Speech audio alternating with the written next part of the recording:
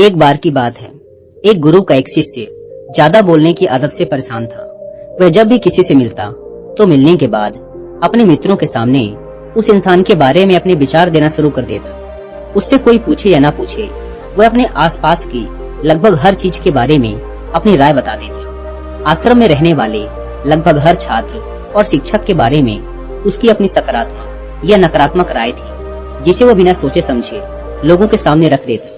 जब भी आश्रम में रहने वाला कोई दूसरा छात्र अपनी कोई समस्या लेकर उसके पास आता तो वह उसकी पूरी बात सुने बिना ही उसे सलाह देना शुरू कर देता। वह अक्सर अपने मित्रों से कहता रहता कि तुम्हें ये काम ऐसे करना चाहिए था, वो काम ऐसे करना चाहिए था। उसे अपनी आसपास की चीजों के बारे में जो भी आधा अधूरा ज्ञान था, मित्रों के बीच गपशप के समय वह बोल बोल कर अपने उस ज्ञान का दिखावा करता। उसकी इन हरकतों की वजह से आश्रम का कोई भी छात्र या शिक्षक उसे गंभीरता से नहीं लेता था। अक्सर उसके साथ पढ़ने वाले छात्र उससे दूर रहने की कोशिश करते, क्योंकि वह हर बात पे उन्हें सलाह देने लग जाता था। कोई भी उसे अपना मित्र नहीं बनाना चाहता था, सब उससे दूर रहना ही पसंद करते थे। और अक्सर आश्रम में रहने वाले दूसरे छात्र उसकी पीठ पीछे उसकी इन आदतों की वजह से उसका मजाक बनाते। उस लड़के को भी पता था कि उसकी ज्यादा बोलने की आदत की वजह से कोई भी उसे पसंद नहीं करता। वो भी अपनी इस आदत को बदलना चाहता था, लेकिन वो चाह कर भी हर बात पे अपनी राय देने की आदत को छोड़ नहीं पा रहा था। एक दिन वो अपने गुरु के पास गया और अपनी सारी समस्या गुरु को बताई। गुरु ने कहा, बेटा, ज्यादा वही इंसान बोलता है जिसे लगता है कि वो सब कुछ जानता है। ऐसा इंसान जो ये मानता है कि वो बहुत थोड़ा ही जानता है और अभी ऐसा बहुत कुछ है जो उसे सीखना है, वो कभी भी जरूरत से ज्यादा नहीं बोलता और ना ही बिना मांगे किसी को राय देता। इसलिए पहले खुद के अंदर से ये अभिमान हटाओ कि तुम्हें सब कुछ पता है। शिष्य ने गुरु के सामने अपना सिर झुका दिया।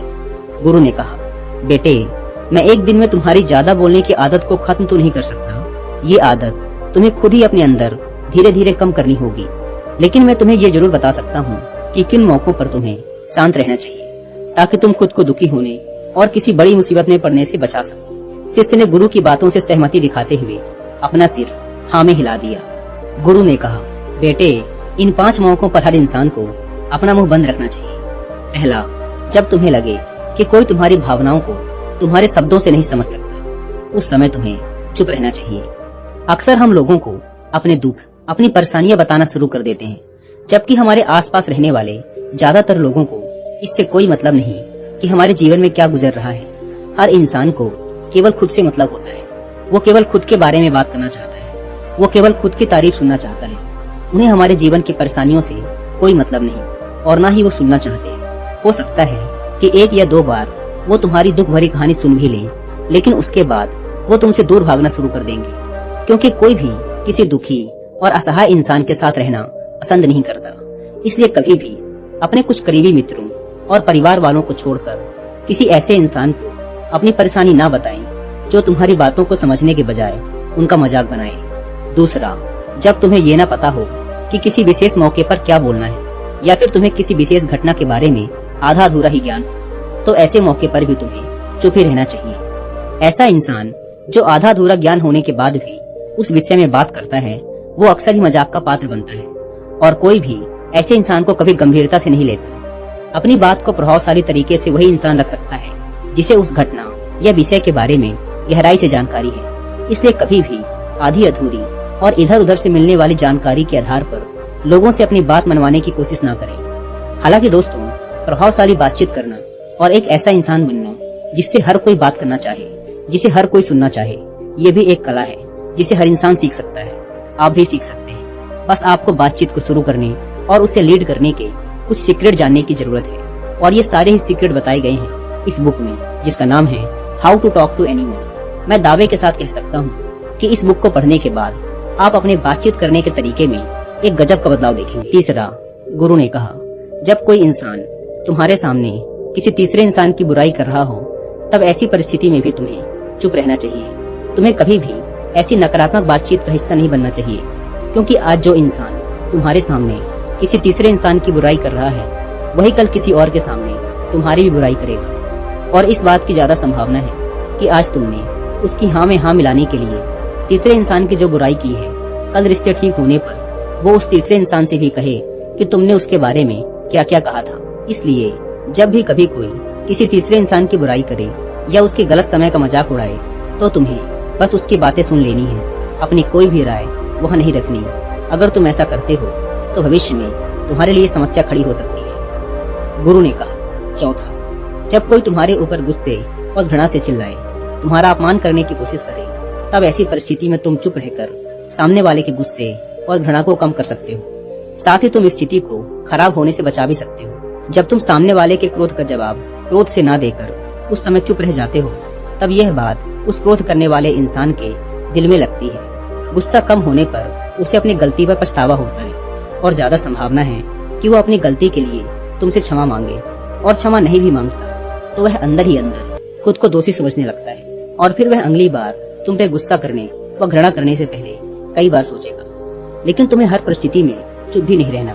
अगर कोई गलत कर रहा हो तो तुम्हें उसका जवाब भी देना है, क्योंकि कुछ लोग ऐसे भी होते हैं जिन्हें हमारा चुप रहना हमारी कमजोरी प्रतीत होता है। गुस्से के दौरान चुप रहने का यह तरीका केवल परिवार, सगे संबंधियों और कुछ निकटतम मित्रों के लिए ही सही है, न कि हर इंसान के लिए। अगर तुम हर जगह चुप रहने लग गए तो इसका गलत फायदा भी उठाया जा सकता है। गुरु ने आगे कहा, पांचवा, जब कोई इंसान तुमसे उसके जीवन की कोई दुख भरी घटना या अपने जीवन की परेशानी साझा कर रहा हो, ऐसी परिस्थिति में तुम्हें चुप रहकर सिर्फ उसकी बातों को सुनना है। ज्यादातर लोग ऐसे होते हैं कि किसी ने उनके सामने अपनी समस्या सुनाई नहीं कि उन्होंने समाधान देना शुरू कर दिया। जबकि जब कोई इंसान हमसे अपनी परेशानी साझा कर रहा होता है तो वो हमसे किसी सुझाव की उम्मीद नहीं करता। वो बस ये चाहता है कि हम उसकी पूरी बात ध्यान से सुन लें, क्योंकि जब हम किसी की परेशानी को ध्यान से पूरा सुन लेते हैं तो उस इंसान को एक आत्मिक शांति मिलती है। उसे ऐसा लगता है कि चलो किसी ने तो मेरी बात को समझा। अधिकतर मौकों पर जब लोग हमसे अपनी परेशानी साझा करते हैं तो वो बस हमें अपनी बात बताना चाहते हैं। वो ये नहीं चाहते कि हम उन्हें सलाह देना शुरू कर दें, क्योंकि जो सलाह हम उन्हें देने वाले हैं वो सब उन्हें पहले से ही पता है। परेशानी के समय में किसी इंसान को सांत्वना देने का सबसे अच्छा तरीका है कि हम बस उस इंसान की पूरी बात को ध्यान से सुन लें। जब हम लोगों की बातों को बिना उन्हें बीच में रोके और बिना किसी सलाह दिए पूरे ध्यान से सुनते हैं तो उनकी नजरों में हमारे लिए सम्मान और स्नेह का भाव पैदा हो जाता है। हम ज्यादा गंभीर, समझदार और शांत दिमाग वाले इंसान प्रतीत होते हैं। इसलिए अब जब भी अगली बार तुम्हें कोई अपनी परेशानी बताए तो बस उनकी बातों को ध्यान से सुन लेना, और जब तक वो तुमसे ना मांगे तो उन्हें किसी भी प्रकार की सलाह मत देना। गुरु ने कहा, मेरी एक बात हमेशा याद रखना, जब तुम कम बोलते हो तो लोग तुम्हारी तरफ ज्यादा आकर्षित होते हैं कि तुम क्या हो और तुम क्या सोचते हो। शिष्य ने हाँ में सिर हिलाया। शिष्य अब गुरु की बातों को समझ चुका था कि उसे किन किन परिस्थितियों में शांत रहना है। उसने यह भी जान लिया था कि कम बोलकर वह आश्रम में अपनी प्रतिष्ठा वापस पा सकता है। उसने गुरु को धन्यवाद किया और वहां से चला गया।